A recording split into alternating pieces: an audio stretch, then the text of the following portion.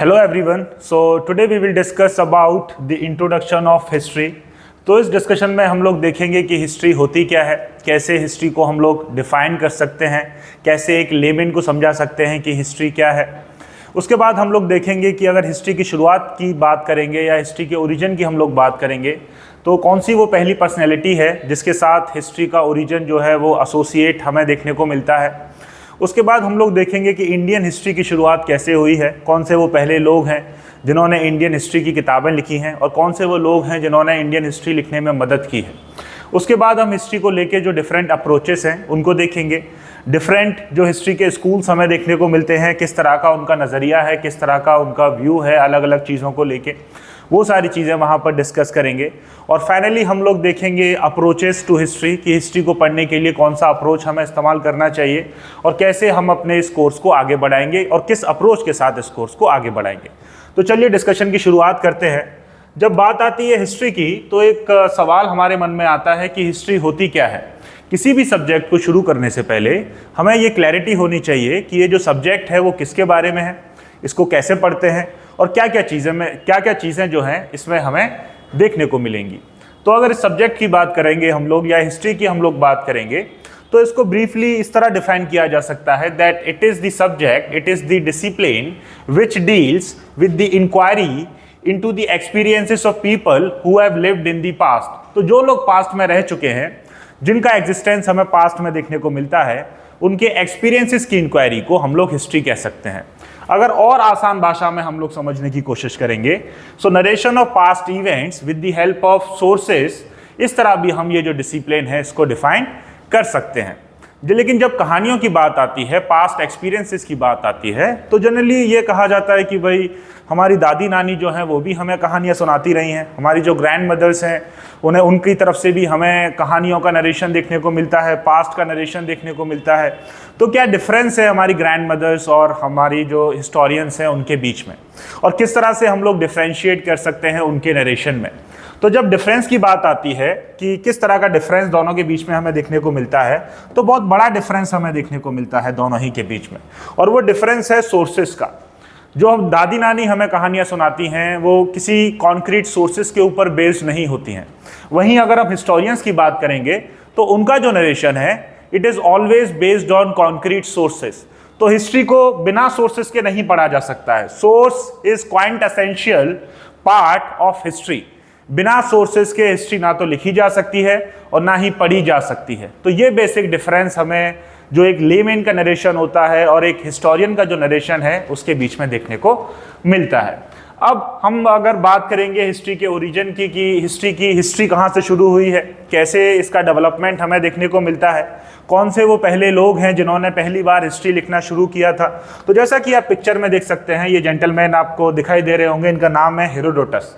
इनके बारे में कहा जाता है he is the father of history और he is the father of this discipline. 5th century BC के अंदर इन्होंने एक 2 वॉल्यूम का कंपोजिशन या 2 वॉल्यूम की किताब लिखी है और उस किताब का नाम है द हिस्ट्रीज। तो द हिस्ट्रीज नाम की एक किताब जिसके 2 वॉल्यूम हमें देखने को मिलते हैं, इन्होंने 5th सेंचुरी BC में लिखी है। और उस किताब के बारे में कहा जाता है कि वो किताब जो है, उस किताब के अंदर जो नरेशन हमें देखने को मिलता है it is based on sources का सहारा लेके उन्होंने वो किताब को वहाँ पर लिखा है। और हिस्ट्री कैसे लिखी जाती है वो सारी चीज़ें उन्होंने लोगों को बताई हैं कि हिस्ट्री का नरेशन जो है वो आम नरेशन से कैसे डिफरेंट होता है और कैसे जो हिस्टोरिकल नरेशन है it is always based on concrete sources. And because of this thing this gentleman is referred as father of history. अगर हम लोग कंटेंट की बात करेंगे कि इन्होंने ये जो किताब लिखी है द हिस्ट्रीज नाम से 2 वॉल्यूम की ये किताब है, इसमें किस तरह का कंटेंट हमें देखने को मिलता है, तो बहुत सारी हॉलीवुड मूवीज़ जो हैं इनके कंटेंट के ऊपर बनी हैं। आप सभी को पता होगा कि अगर हम लोग एशिया की बात करेंगे, यूरोप की बात करेंगे, तो क्रिश्चियन एरा से पहले या around 5th century BC 2 important powers हमें देखने को मिलती हैं यूरोप और एशिया के अंदर। अगर हम लोग एशिया की बात करेंगे so there was the huge Persian empire. एक बहुत बड़ा पर्शियन एम्पायर हुआ करता था जिसके एम्पायर की जोग्राफिकल एक्सटेंट जो है वो इंडस रिवर से लेके यूरोप तक जाती थी। उधर अगर हम लोग यूरोप की बात करेंगे तो यूरोप के अंदर भी जो हमारा ईस्टर्न यूरोप का पार्ट है, जहां पर अभी इटली है, ग्रीस है, that very part was divided into various smaller states. तो बहुत छोटे छोटे स्मॉलर स्टेट्स हुआ करते थे और इनके बारे में कहा जाता है कि ये डेमोक्रेटिक स्टेट हुआ करते थे। तो इस टाइम पर हमें पर्शियन एम्पायर और ये छोटे छोटे स्टेट्स के बीच में एक कॉन्फ्लिक्ट देखने को मिलता है, एक वॉर हमें देखने को मिलता है। और यही जो सीरीज ऑफ वॉर है, यही ये जो बुक है इसका कंटेंट के रूप में पेश किया गया है, इसको प्रेजेंट किया गया है। तो बेसिकली ये जो बुक है it was based on the conflict between Greek state of Sparta and Athens,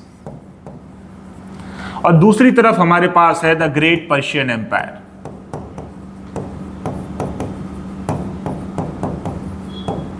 तो पर्शियन एम्पायर का कॉन्फ्लिक्ट हमें ये दोनों ग्रीक स्टेट्स के साथ देखने को मिलता है। ये सबसे पावरफुल ग्रीक स्टेट्स उस टाइम पर हुआ करते थे। कुछ हॉलीवुड मूवीज़ में भी ये जो कंटेंट है इसको फीचर किया गया है, जैसे एक मूवी है 300 करके। तो ये जो मूवी है 300 it is based on the content of this very book which is referred as the histories. तो इसी कंटेंट के ऊपर ये जो बुक है वो बेस्ड है।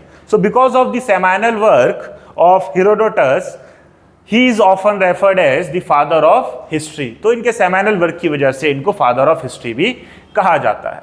तो इस तरह हम लोग देख सकते हैं कि हिस्ट्री की शुरुआत होती है। अगर हम लोग इंडियन हिस्ट्री की बात करेंगे तो आप सभी को पता होगा कि 1765 में after the battle of Buxar एक ट्रीटी साइन होती है, इलाहाबाद की ट्रीटी उसको कहा जाता है, ट्रीटी ऑफ इलाहाबाद उसको कहा जाता है। और उस ट्रीटी के बाद जो ईस्ट इंडिया कंपनी है it got the diwani rights of Bengal and Bihar region. और वो दीवानी राइट्स मिलने के साथ ही एक सिलसिला शुरू हो जाता है। कुछ लोग जो यहाँ इंडिया आते हैं उनका इंटरेस्ट हमें इंडियन कल्चर में देखने को मिलता है, वो इंडियन कल्चर को और ज़्यादा जानने की कोशिश करते हैं। और इसी बीच कुछ ऐसे लोग निकलते हैं जिनका इंटरेस्ट जो है इंडियन कल्चर में डेवलप हो जाता है। और ऐसे लोगों का जो एसोसिएशन है, ऐसे लोगों का जो ग्रुप है, it is referred as orientalist. तो ऐसे लोगों को ओरिएंटलिस्ट कहा जाता है और इनका इमेंस कंट्रीब्यूशन हमें देखने को मिलता है in the reconstruction of Indian past. और सबसे बड़ा कंट्रीब्यूशन इनका ये है कि इन्होंने जो इंडियन लिटरेचर है, जो इंडियन सोर्सेस हैं, उनको कोलेट किया है, कोलेशन उनका देखने को मिलता है, उनको ट्रांसलेट किया है और बाद में उनको पब्लिश किया है। तो सोर्सेस को बनाने में इनका एक इंपॉर्टेंट कंट्रीब्यूशन हमें इंडियन हिस्ट्री में देखने को मिलता है। तो अगर हम इनके जर्नी के ऊपर नज़र डालेंगे कि इन लोगों ने किस तरह से कंट्रीब्यूट किया है इंडियन हिस्ट्री लिखने में या यहाँ के सोर्स जो है उनको इकट्ठा करने में, उनको ट्रांसलेट करने में, उनको पब्लिश करने में, तो सबसे पहले हमें देखना होगा कि ये जो टर्म है ओरिएंटलिस्ट ये क्या रिप्रेजेंट करता है या उसका ओरिजिन क्या है। तो अगर हम लोग इस टर्म की बात करेंगे ओरिएंटलिस्ट या oriental, so it is an adjective which is associated with Asia. तो ये एक एडजेक्टिव है जो हमेशा एशिया के साथ जोड़ा जाता है। जैसे एशियन फूड को हम लोग ओरिएंटल फूड कह सकते हैं, एशियन लिटरेचर को हम लोग ओरिएंटल लिटरेचर कह सकते हैं, एशियन बैंक को हम लोग ओरिएंटल बैंक कह सकते हैं। So this is the term which is often associated with Asia. तो इसीलिए इस तरह के लोग जिनका इंटरेस्ट हमें एशियन कल्चर में देखने को मिलता है उनको ओरिएंटलिस्ट कहा गया है। तो it is a group of people, it is an association of people who have their interest in Indian culture और Asian culture, and this group and association is referred as orientalist. तो उनको orientalist कहा जाता है। अगर हम लोग आगे देखेंगे इनके कंट्रीब्यूशन के बारे में तो 1776 में विलियम जोन्स जो सुप्रीम कोर्ट बना था, आप सबको पता होगा कि under the provisions of regulating act of 1773 a supreme court was constituted in Bengal in 1774 और उसी के जज के रूप में विलियम जोन्स इंडिया आते हैं और उनका इंटरेस्ट हमें इंडियन कल्चर में देखने को मिलता है। तो वो एक फॉरमोस्ट पर्सनैलिटी है among the group of orientalist. तो 1776 में विलियम जोन्स ट्रांसलेट करते हैं मनुस्मृति को और इस तरह हमें जो धर्मशास्त्र है, जो इंडियन ज्यूरिस्प्रूडेंस है, जो हिंदू ज्यूरिस्प्रूडेंस है, उसका कोडिफिकेशन देखने को मिलता है और उसका ट्रांसलेट किया जाता है as code of Gentoo laws. अगर इस टर्म की हम लोग बात करेंगे कि कोड ऑफ जेंटू लॉज का मतलब क्या है, तो जो जेंटू शब्द है, जेंटू टर्म जो है, it was first coined bye Portuguese for the Hindu community. तो पोर्चुगीज जब इंडिया आते हैं तो उन्होंने हिंदू कम्युनिटी को जेंटू कहा है। इसीलिए ये जो जूरिस्प्रूडेंस का ट्रांसलेशन हमें देखने को मिलता है बाय विलियम जोन्स इन 1776, उसका टाइटल, उसका कैप्शन जो है कोड ऑफ जेंटू लॉज रखा जाता है। तो initially Manusmriti was translated and the Dharmashastra और the Hindu jurisprudence was translated as code of Gentoo laws. तो इस तरह हमें जो संस्कृत लिटरेचर है, जो पर्शियन लिटरेचर है, जो एशियन लिटरेचर है, उसका ट्रांसलेशन इंग्लिश लैंग्वेज में देखने को मिलता है। अगर 1784 की बात करेंगे तो Asiatic Society of Bengal was established by group of orientalist in order to move forward in an organized manner. तो विलियम जोन्स जो है एक सोसाइटी, एक ऑर्गेनाइजेशन यहाँ पर एस्टेब्लिश करते हैं जिसको एशियाटिक सोसाइटी ऑफ बंगाल कहा गया है, और यहाँ पर एक ग्रुप ऑफ जो ओरिएंटलिस्ट हैं अपने काम को ऑर्गेनाइज्ड वे में आगे बढ़ाने के लिए एक कोशिश करते हैं यहाँ। तो बहुत सारे लोग इसके मेंबर्स हुआ करते थे। वॉरेन हेस्टिंग जो है उन्होंने भी अपना सपोर्ट यहाँ पर एक्सटेंड किया था। बाद में हम लोग देखते हैं कि 1785 में विल्किंस जो है भगवत गीता को ट्रांसलेट करते हैं, और इस तरह ये जो सिलसिला है, ये जो जर्नी है ट्रांसलेशन की या एशियन कल्चर को इकट्ठा करने की, उसको ट्रांसलेट करके पब्लिश करने की, वो आगे बढ़ती है। तो विल्किंस जो है वो ट्रांसलेट करते हैं भगवत गीता को। अगर भगवत गीता की हम लोग बात करेंगे तो आपको पता होगा कि भगवत गीता सिर्फ इकलौती गीता नहीं है इंडिया में, या ये जो टर्म भगवत है it is often associated with Vishnu. तो भगवत टर्म की जहाँ बात आती है, आपने बार बार ये टर्म सुना होगा, भगवत या भगवत पुराण या भगवत गीता या भगवत कथा, तो इसका मतलब होता है विष्णु के साथ एक एसोसिएशन। तो Bhagavat term is often associated with Vishnu, और जैसे ओरिएंटल के बारे में आपने देखा था कि वो एक एडजेक्टिव है और एशिया के लिए इस्तेमाल होता है, उसी तरह भगवत जो है एक एडजेक्टिव है और इसको हम एशिया के साथ एसोसिएशन विष्णु के साथ एसोसिएशन इसका देखते हैं। तो विष्णु के साथ जो भी चीज़ें जुड़ी हुई हैं, विष्णु के साथ जो भी अवतार उनके जुड़े हुए हैं, उनके साथ हम भगवत टर्म जो है उसका इस्तेमाल करते हैं। तो इसीलिए ये जो गीता है, भगवत गीता जिसको कहा जाता है, ये एक कृष्ण का इंफॉर्मेटिव मैसेज है। गीता का मतलब होता है इंफॉर्मेटिव मैसेज, और भगवत गीता को कृष्ण का इंफॉर्मेटिव मैसेज कहा जाता है, इसीलिए इसके आगे भगवत लगाया गया है। भगवत गीता के अलावा भी इंडिया में और भी गीताएं मौजूद हैं, जैसे अष्टावक्र गीता, जैसे काक गीता, जैसे नारद गीता। तो बहुत सारी गीताएं हमें इंडिया में देखने को मिलती हैं, लेकिन पॉपुलैरिटी सबसे ज़्यादा भगवत गीता की है क्योंकि कृष्ण उन सब में सबसे ज़्यादा पॉपुलर हैं। तो इस तरह 1785 में विल्किंस जो हैं वो भगवत गीता को ट्रांसलेट करते हैं, और ये जो जर्नी है ओरिएंटलिस्ट की, जहाँ पर इंडियन लिटरेचर को इकट्ठा किया जा रहा था, उसको ट्रांसलेट किया जा रहा था, उसको पब्लिश किया जा रहा था, वो आगे बढ़ती है। 1789 में हम लोग देखते हैं, 1789 में देखा जाता है कि कैसे Abhijnana Shakuntalam which was a drama, a play of Kalidasa, उसको ट्रांसलेट किया जाता है by the William Jones himself. तो 1789 में विलियम जोन्स खुद से ट्रांसलेट करते हैं अभिज्ञान शकुंतलम को, और अभिज्ञान शकुंतलम की अगर हम ये बात करेंगे तो ये कालिदास का आखिरी प्ले माना जाता है, और बड़ा ही खूबसूरत प्ले है। लव थीम के ऊपर कालिदास के तीनों के तीन जो प्ले हैं वो बेस्ड हैं। बाकी के दो प्ले हैं कालिदास के, जो बाकी के जो ड्रामा हैं उनका नाम है विक्रम मोरवश्यम और मालविका अग्निमित्रम, और ये कालिदास का आखिरी और तीसरा प्ले है, और इसके बारे में कहा जाता है कि सबसे खूबसूरत वे में कालिदास ने इसको डिस्क्राइब किया है। अगर कैरेक्टर्स की हम लोग बात करेंगे तो दो मेन कैरेक्टर्स यहाँ पर हमें देखने को मिलते हैं, एक फीमेल कैरेक्टर, एक मेल कैरेक्टर। मेल कैरेक्टर की अगर हम लोग बात करेंगे तो राजा दुष्यंत जो है वो यहाँ पर मेल कैरेक्टर हैं। अगर फीमेल कैरेक्टर की हम लोग बात करेंगे तो शकुंतला जो हैं वो यहाँ पर फीमेल कैरेक्टर हैं, और राजा दुष्यंत जो हस्तिनापुर के हैं उनकी एक लव अफेयर हमें देखने को मिलता है शकुंतला के साथ, और इस तरह ये जो स्टोरी है वो आगे बढ़ती है।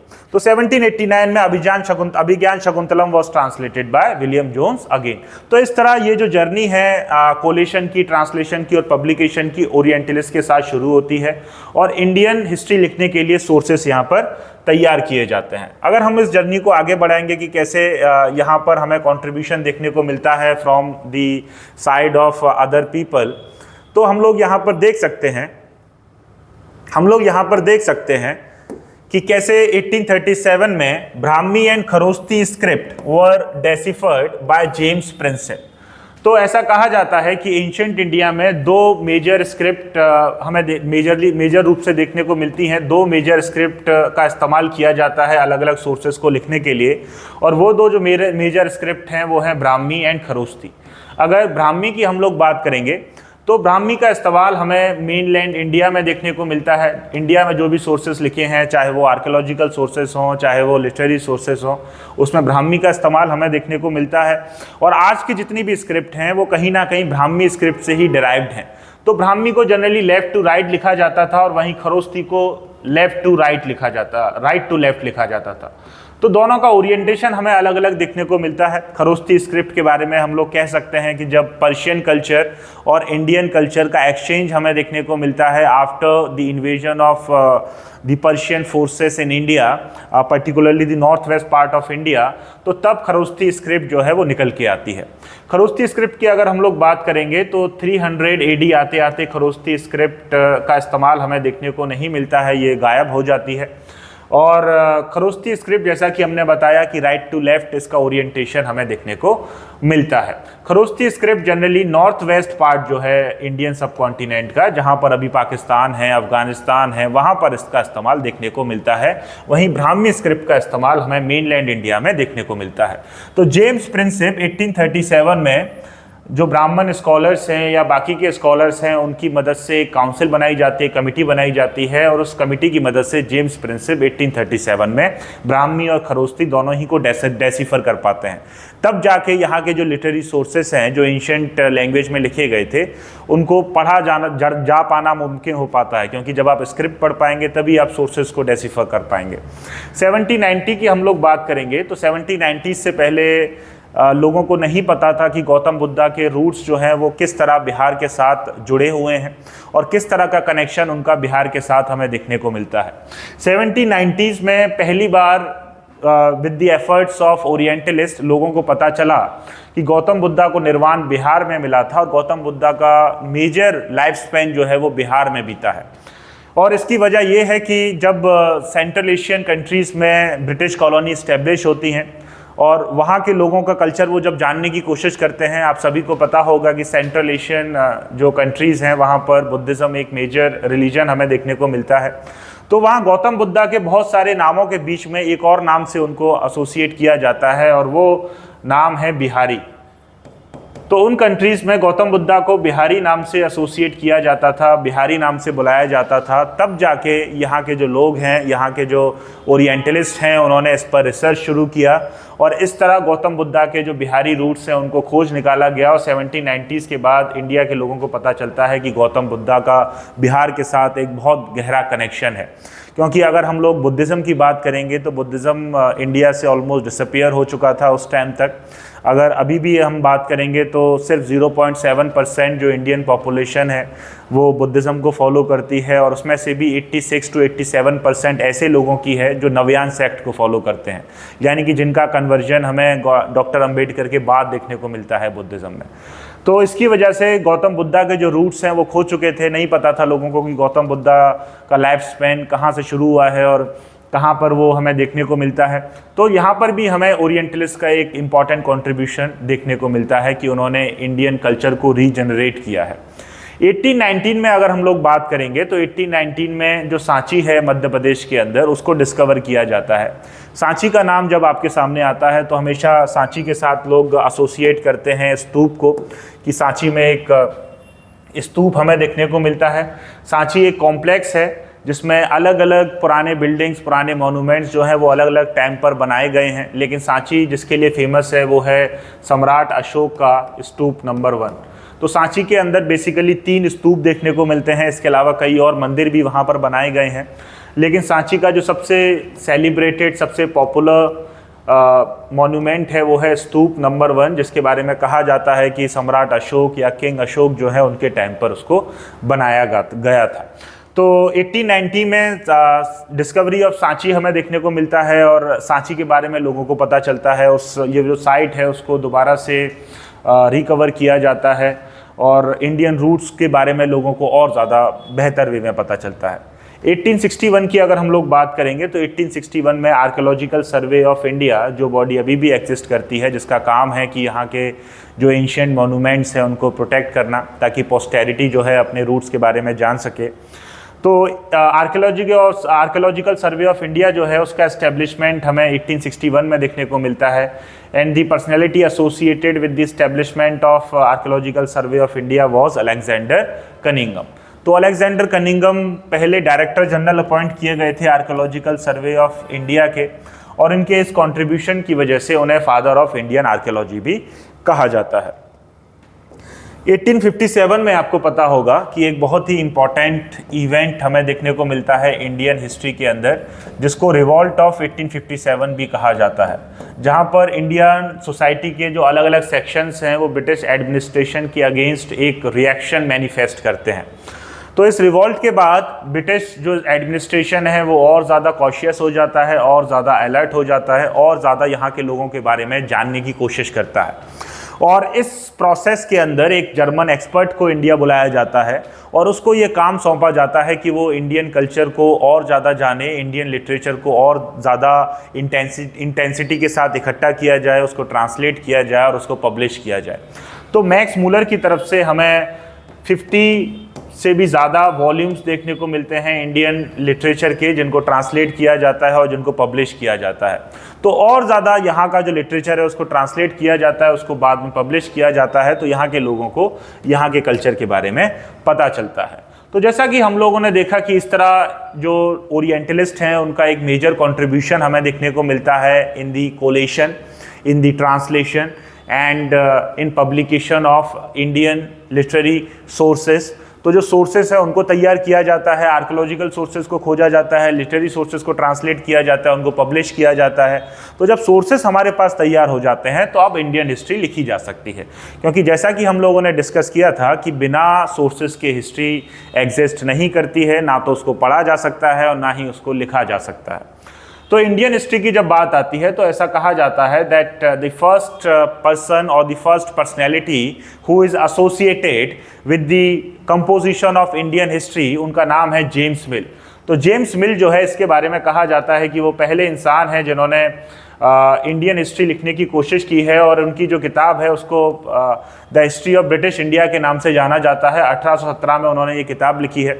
अब जेम्स मिल के बारे में सबसे अतरंगी बात यह है कि ना तो वो कभी इंडिया आए हैं और ना ही कभी इंडिया जो कल्चर है उसके बारे में उनको बहुत ज़्यादा जानकारी थी, क्योंकि कभी वो यहाँ आए नहीं हैं। लेकिन वहीं बैठे बैठे सोर्सेज का सहारा लेके उन्होंने इंडियन हिस्ट्री लिखने की एक कोशिश की है, और क्योंकि वो कहीं ना कहीं जो यूरोपियन सुपीरियरिटी है उससे इन्फ्लुएंस थे, तो उनकी हिस्ट्री में हमें एक बाइसनेस देखने को मिलती है।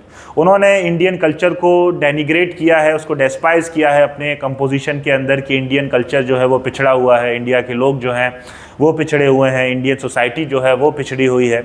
और वहाँ पर उन्होंने इंडियन हिस्ट्री को 3 हिस्सों में बांटा है। तो जैसा कि आपको पता होगा कि जब यूरोपियन रेनेसेंस के बाद जब यूरोपियन हिस्ट्री लिखी जाती है तो वहाँ पर यूरोपियन हिस्ट्री को उन्होंने 3 हिस्सों में बांटा है, क्लासिकल हिस्ट्री या क्लासिकल पीरियड, उसके बाद द मिडिल एजेस, और उसके बाद उन्होंने जो लास्ट पार्ट है उसको मॉडर्न एज कहा है या मॉडर्न पीरियड कहा है।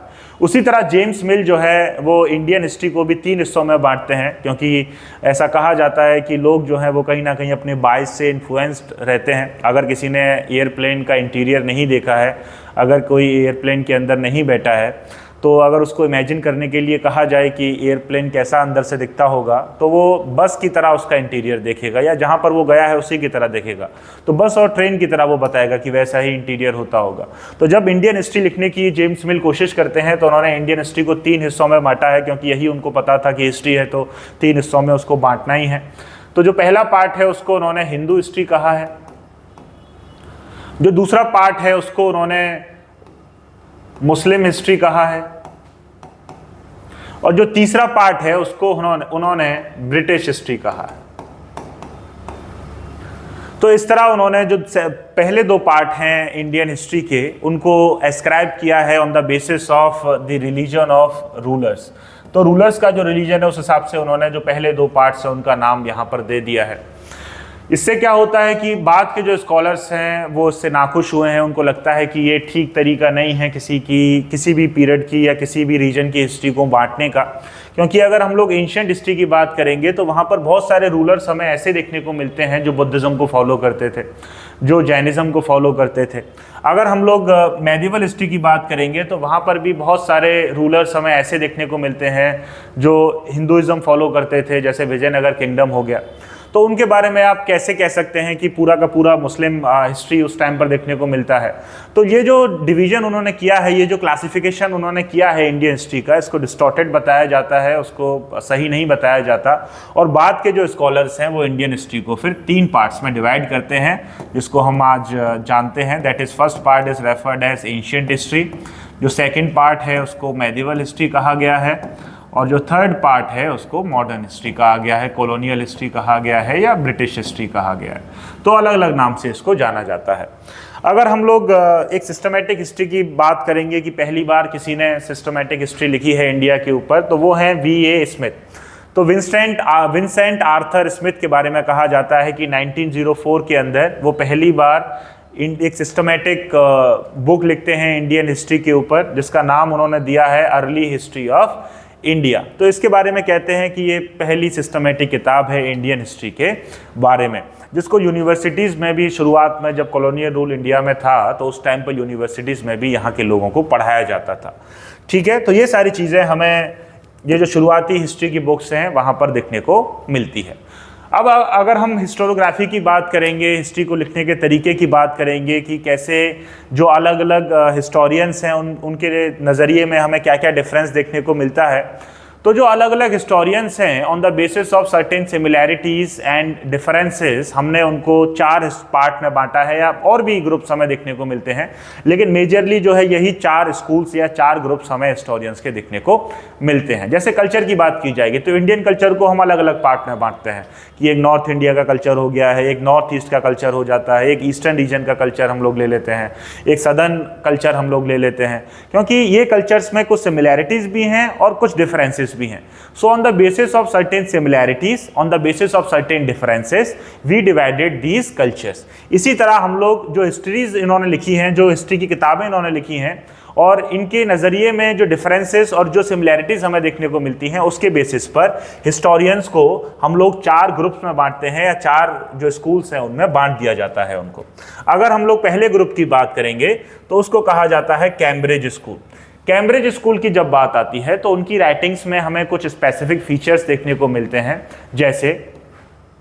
जैसे अगर पहले फीचर की हम लोग बात करेंगे तो उन्होंने इंडियन कल्चर को डेस्पाइज किया है, इंडियन कल्चर को क्रिटिसाइज किया है। So they despised Indian culture, Indian society, Indian polity को उन्होंने क्रिटिसाइज किया है।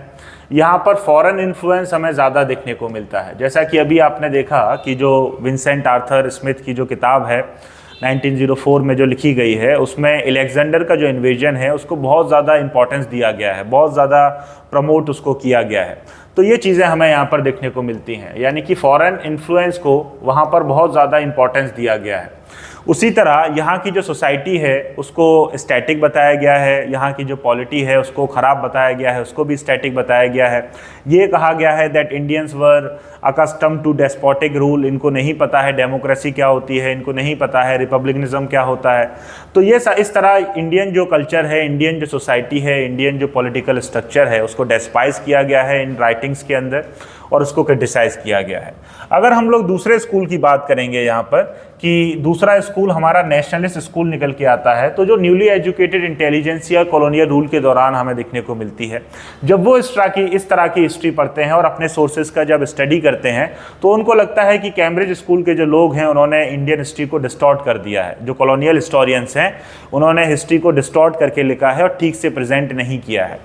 तो यहाँ पर जो इंडियंस हैं, न्यूली एजुकेटेड इंटेलिजेंस, जो न्यूली एजुकेटेड इंटेलिजेंसिया है इंडिया का, उसकी तरफ से हमें एक इनिशिएटिव देखने को मिलता है। वो इंडियन हिस्ट्री लिखने की कोशिश करते हैं, लेकिन कहीं ना कहीं वो नेशनलिस्ट जो इमोशन है उसके साथ इन्फ्लुएंस थे। तो उनकी राइटिंग्स में हमें कुछ फीचर्स देखने को मिलते हैं, जैसे उन्होंने स्पेसिफिक जो फीचर्स हैं उनको बहुत ज़्यादा फोकस में, बहुत ज़्यादा एम्पलीफाई उनको किया है, बहुत ज़्यादा प्रोमिनेंस उनको दिया है। तो उन्होंने गुप्ता पीरियड को बहुत ज़्यादा प्रोमिनेंस दिया है। उन्होंने गणसंघास जो हैं उनको डेमोक्रेसी बता दिया है, उनको रिपब्लिक्स बता दिया है। कहा गया है कि वहाँ सारे लोगों को बराबर अधिकार हुआ करते थे। उन्होंने चोला पीरियड को बहुत ज़्यादा इम्पोर्टेंस दिया है। तो कुछ सेक्शंस के ऊपर वो बहुत ज़्यादा एम्पलीफाई उन्होंने किया है। और यहाँ पर जो खराब बातें हैं इंडियन कल्चर के अंदर, इंडियन सोसाइटी के अंदर, उसको उन्होंने कवर अप कर दिया है।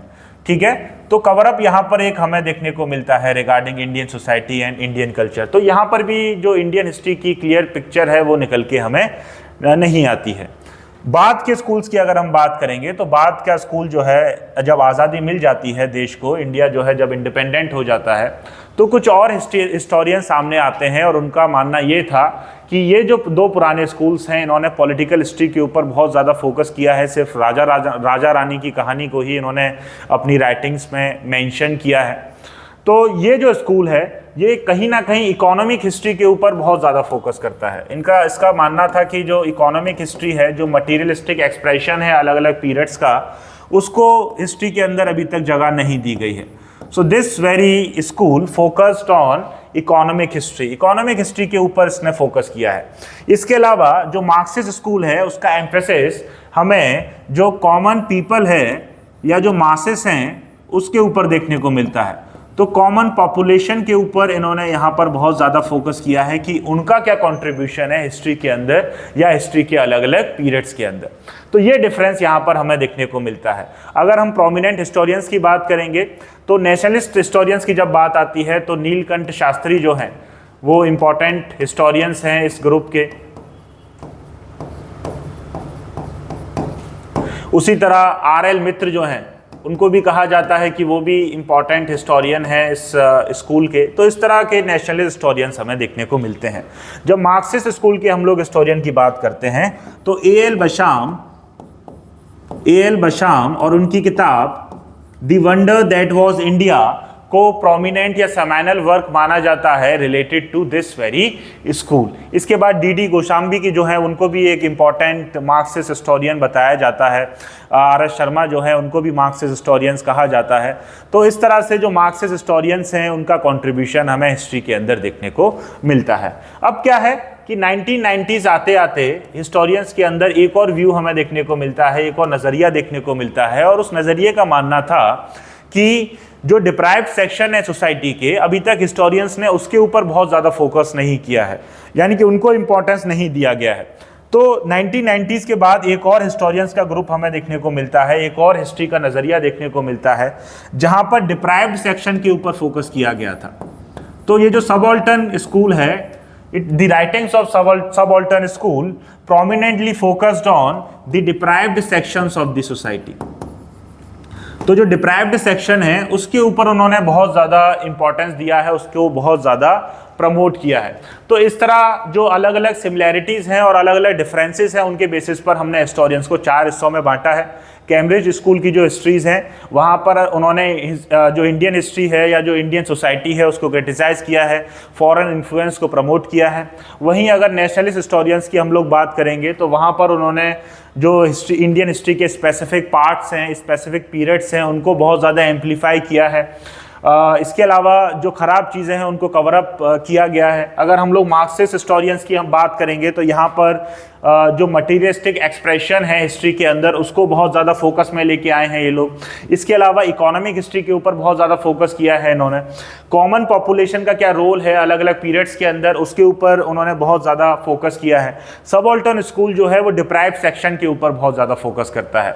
डिप्राइव्ड सेक्शन की अगर हम लोग बात करेंगे तो आपके ट्राइबल लोग हो गए कि ट्राइबल लोगों का क्या कॉन्ट्रीब्यूशन है हिस्ट्री के अंदर, जो डिप्रेस क्लासेस के लोग हैं उनका क्या कॉन्ट्रीब्यूशन है हिस्ट्री के अंदर। इसके अलावा जो विमेन हैं उनका क्या कंट्रीब्यूशन है हिस्ट्री के अंदर। तो उमा चक्रवर्ती, पार्थ चटर्जी जैसे जो लोग हैं वो इस स्कूल को बिलोंग करते हैं जिसको सबऑल्टर्न स्कूल कहा जाता है। So on the basis of the different vision of historians and their historical writings we have divided various historians into various schools. तो इस तरह हमें अलग अलग स्कूल्स देखने को मिलते हैं हिस्टोरियंस के, उनके हिस्टोरिकल राइटिंग्स के ऊपर बेस्ड।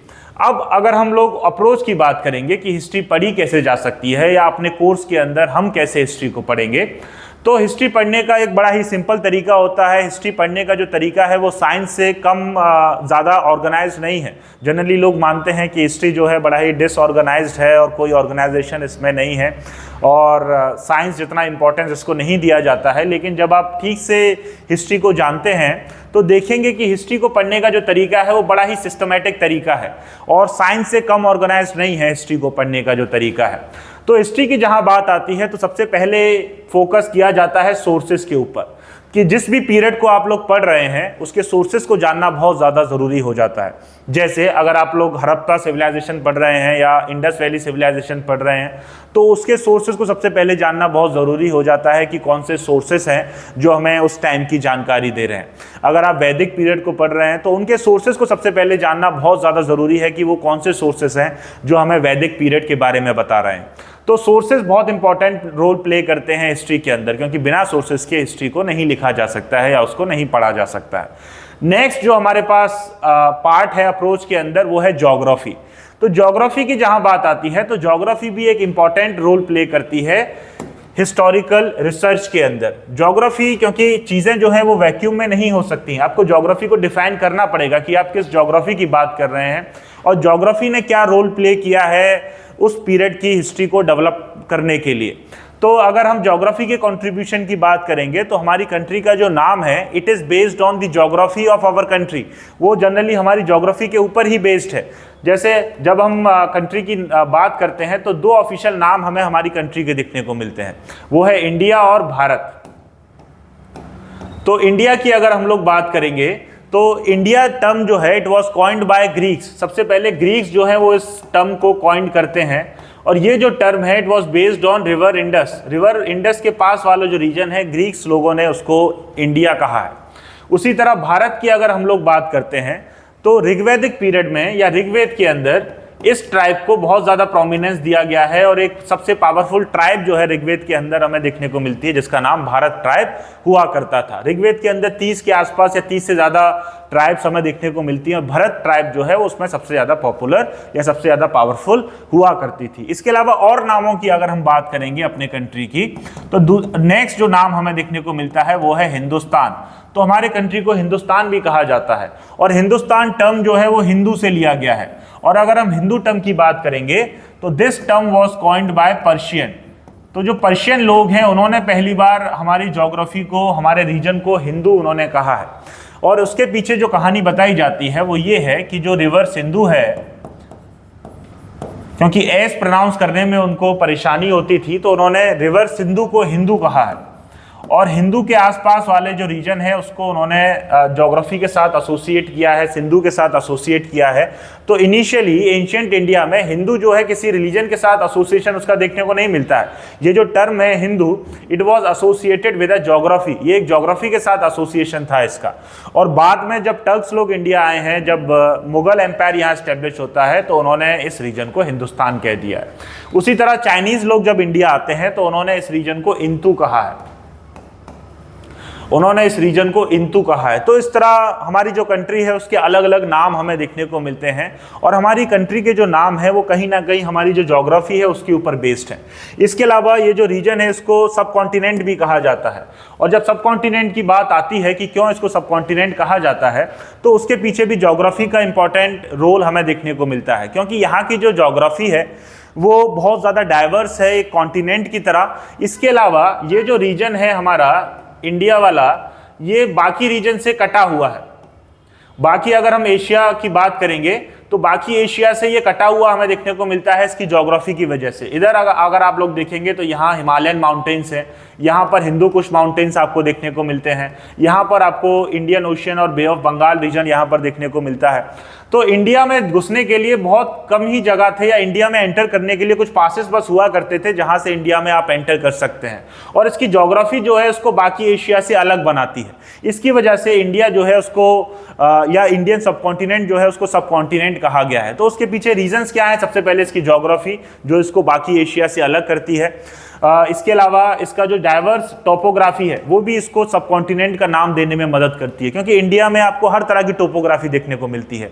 यहाँ पर डेजर्ट भी हैं, यहाँ पर आपके माउंटेन्स भी हैं, यहाँ पर आपके कोस्टल रीजन्स भी हैं। तो हर तरह की टोपोग्राफी हमें इंडियन सबकॉन्टिनेंट में देखने को मिलती है। इसके अलावा इसके पॉपुलेशन की बात की जाए तो बहुत ज़्यादा पॉपुलेशन भी यहाँ पर देखने को मिलती है। शुरुआत से ही बहुत पॉपुलस रीजन ये हुआ करता था, क्योंकि यहाँ की जो लैंड है वो काफ़ी फर्टाइल मानी जाती है और डाइवर्स वेजिटेशन की वजह से हमेशा पॉपुलेशन जो है इस रीजन को लेके एक अट्रैक्शन फील करती रही है।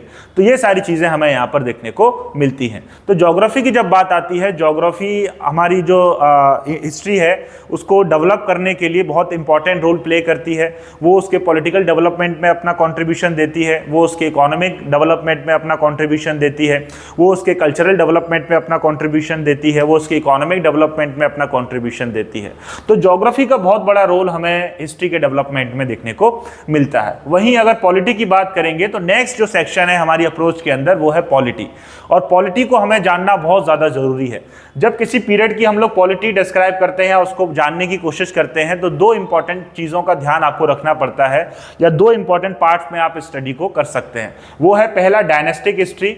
तो पहले पार्ट में हम लोग डायनेस्टिक हिस्ट्री को स्टडी करते हैं कि डायनेस्टिक हिस्ट्रीज जो है किस तरह की दिखने को मिलती है इस पीरियड के अंदर, कौन कौन सी डायनेस्टीज हैं जो इस पीरियड के अंदर रूल करती हैं, और कौन से किंग के बाद कौन सा सक्सेशन हमें देखने को मिलता है। तो डायनेस्टिक हिस्ट्री जो है वो इंपॉर्टेंट पार्ट है पॉलिटिकल हिस्ट्री का। इसके अलावा जो एडमिनिस्ट्रेशन है वो भी एक इंपॉर्टेंट पार्ट है पॉलिटिकल हिस्ट्री का। तो बेसिकली पॉलिटिकल हिस्ट्री के अंदर हम इन्हीं दो चीजों के ऊपर ज्यादा फोकस करते हैं। First one is dynastic history and second one is the administration of that period और ऑफ दैट एम्पायर। उसके बाद सोसाइटी की जहां बात आती है तो सोसाइटी को चेंज होने में थोड़ा टाइम लगता है, सोसाइटी इतनी जल्दी नहीं बदलती है। लेकिन उसके बाद हम सोसाइटी को डिस्कस करते हैं कि सोसाइटी किस तरह की हुआ करती थी, किस तरह के सोशल इंस्टीट्यूशंस हुआ करते थे, सोसाइटी में किस तरह का इगैलिटेरियनिज्म या फिर इक्वालिटी या फिर डिफरेंसेस हमें देखने को मिलते हैं। तो ये सारी चीज़ों को हम हिस्ट्री के अंदर देखते हैं। अगर इकोनॉमी की बात करेंगे तो ट्रेड और कॉमर्स को यहाँ पर एनालिसिस किया जाता है कि किस तरह का ट्रेड एंड कॉमर्स है। इसके अलावा किस तरह के कॉइन्स हमें देखने को मिलते हैं। इसके अलावा किस तरह का सिस्टम यहाँ पर हुआ करता था, कोई इकोनॉमिक इंस्टीट्यूशंस हुआ करते थे तो उनको स्टडी किया जाता है, जैसे गिल्ड्स वगैरह को स्टडी किया जाता है। तो ये सारी स्टडी हमें इकोनॉमी के अंदर देखने को मिलती है। उसके बाद हम लोग कल्चर को देखते हैं कि कल्चर के अंदर क्या चेंजेस या क्या कंटिन्यूटी हमें देखने को मिलती है। तो basically history is all about tracing continuity and change, और यहाँ पर हम लोग चेंज और कंटिन्यूटी जो है उसको ये अलग अलग स्फीयर्स के अंदर, अलग अलग सेक्शंस के अंदर ट्रेस करते हैं कि सोर्सेस के अंदर क्या चेंज हुआ है या क्या कंटिन्यू कर रहा है। उसी तरह ज्योग्राफी के अंदर क्या चेंज हुआ है या क्या कंटिन्यू कर रहा है, पॉलिटी के अंदर क्या चेंज हुआ है, क्या कंटिन्यू कर रहा है, सोसाइटी के अंदर क्या चेंज हुआ है और क्या चीज़ें कंटिन्यू कर रही हैं, उसी तरह कल्चर के अंदर क्या कंटिन्यू हुआ है और क्या चीज़ें सेम हैं। ये सारी चीज़ें हमें यहाँ पर देखने को मिलती हैं। कल्चर की जहाँ बात आती है तो जब कल्चरल स्टडी हम लोग करते हैं तो कुछ चीज़ों के ऊपर ज़्यादा फोकस करते हैं। जैसे कल्चरल स्टडी में जो सबसे ज़्यादा फोकस किया जाता है वो है रिलीजन, कि कौन सा रिलीजन उस टाइम पर डेवलप हुआ है, कौन कौन से सेक्ट्स उस टाइम पर बने हैं और किस तरह के डॉगमास या डॉक्ट्रिन्स उनके हुआ करते थे। उसी तरह जो नेक्स्ट सेक्शन हमें देखने को मिलता है कल्चर के अंदर, it is associated with the art and architecture. तो किस तरह का आर्ट एंड आर्किटेक्चर हमें वहां पर देखने को मिलता है, ये सारी चीजें हम कल्चरल हिस्ट्री के अंदर स्टडी करते हैं। तो कल्चरल हिस्ट्री के इस तरह के पार्ट्स हमें देखने को मिलते हैं। जब इंडियन कल्चरल हिस्ट्री की बात आती है तो दो मेजर पॉइंट हमें देखने को मिलते हैं, दो मेजर पीरियड्स हैं इंडियन हिस्ट्री के अंदर जिन्होंने कल्चरल हिस्ट्री को बदल के रख दिया है, और वो है महाजनपद पीरियड, जिस टाइम पर हमें अलग अलग कास्ट का इमर्जेंस देखने को मिलता है, और दूसरा पीरियड है यहाँ पर भक्ति मूवमेंट वाला पीरियड जिसने इंडियन कल्चर को एक नया आयाम दिया है, एक नई तरह से नया शेप दिया है। तो ये दो पीरियड जो है वो इंडियन कल्चरल हिस्ट्री के अंदर मेन पॉइंट के रूप में या मेन पीरियड्स के रूप में देखे जाते हैं। पहला आपका पीरियड है महाजनपद वाला पीरियड जहां हमें इमर्जेंस देखने को मिलता है ऑफ डिफरेंट कास्ट ग्रुप्स, और दूसरा पीरियड है हमारे पास भक्ति मूवमेंट वाला पीरियड, या वो जो पीरियड है 7वीं सेंचुरी से लेके 16वीं सेंचुरी के बीच का, वहाँ जहाँ पर भक्ति मूवमेंट जो है साउथ इंडिया से शुरू होकर पूरे इंडिया में फैल जाता है, एक इंपॉर्टेंट रोल प्ले करता है। तो this is all about this approach of history. इस तरह हिस्ट्री को पढ़ा जा सकता है, और आप अगर कॉम्प्रहेंसिव वे में कवर करना चाहते हैं हिस्ट्री को तो यही सिस्टमैटिक तरीका जो है वो इस्तेमाल किया जाता है। अब अगर हम बात करेंगे टाइम स्केल की, तो जब हिस्टोरिकल स्टडी आप आगे बढ़ाएंगे, जब हम लोग हिस्ट्री का डिस्कशन आगे बढ़ाएंगे तो कुछ टर्म्स जो है वो बार बार हमारे सामने आएंगे, और वो टर्म्स हैं BC या BCE, उसी तरह AD या CE। तो इसका मतलब हम लोग समझ लेते हैं कि क्या मतलब है इसका। तो BC की जब बात आती है इसका मतलब होता है बिफोर क्राइस्ट। तो BC का मतलब है बिफोर क्राइस्ट। BCE को जो है वो कहा जाता है before common era, before common era.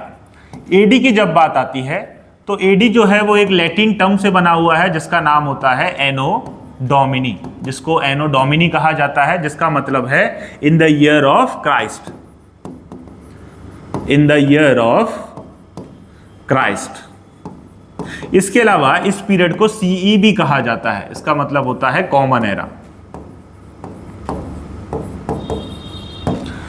तो जनरली हम क्या करते हैं कि जो जीसस क्राइस्ट का बर्थ है ग्रेगोरियन कैलेंडर के अंदर, उसको रेफरेंस पॉइंट मानते हैं कि वहां से टाइम शुरू हुआ है, और उससे पीछे का जो टाइम है उसको बीसी के रूप में डिनोट किया जाता है, या बीसी के रूप में डिनोट किया जाता है, बिफोर क्राइस्ट या बिफोर कॉमन एरा। और उसके बाद का जो टाइम है उसको एडी या सी के रूप में डिनोट किया जाता है, विच मीन्स एनो डोमिनी और कॉमन एरा। तो जनरली जीसस क्राइस्ट का जो टाइम है वो आप रेफरेंस पॉइंट मानते हैं। जब इधर चलते हैं तो टाइम के साथ एडी लगाया जाता है या सीई लगाया जाता है, और जब पीछे की तरफ आते हैं तो यहाँ टाइम के साथ बीसी या बीसीई लगाया जाता है। तो इस तरह हम लोग टाइम को यहाँ पर डिफाइन करते हैं, इस तरह टाइम का जो है डेफिनेशन हमें देखने को मिलता है। इसके अलावा कुछ और टर्म्स आपको टाइम रिलेटेड देखने को मिलेंगे हिस्ट्री की स्टडी के अंदर, और वो है सेंचुरी। तो सभी को पता होगा सेंचुरी जो है it is the time period covering of 100 years. तो सेंचुरी के अंदर हमें 100 साल का टाइम पीरियड जो है उसको सेंचुरी कहा जाता है। उसी तरह एक और पीरियड हमें देखने को मिलता है जिसको मिलेनियम कहते हैं। मिलेनियम की जब बात आती है तो जनरली मिलेनियम का जो पीरियड है इट कंप्राइजेस ऑफ 1000 ईयर्स। तो 1000 साल का जो टाइम पीरियड होता है उसको मिलेनियम कहा जाता है। तो इस तरह के टाइम पीरियड्स जनरली आपको हिस्टोरिकल स्टडी में देखने को मिलेंगे। So this is all about this discussion. उम्मीद है आपको डिस्कशन पसंद आया होगा। अगर आपके कोई डाउट हैं तो आप लोग कमेंट कर सकते हैं। This is all from today. Thank you everyone.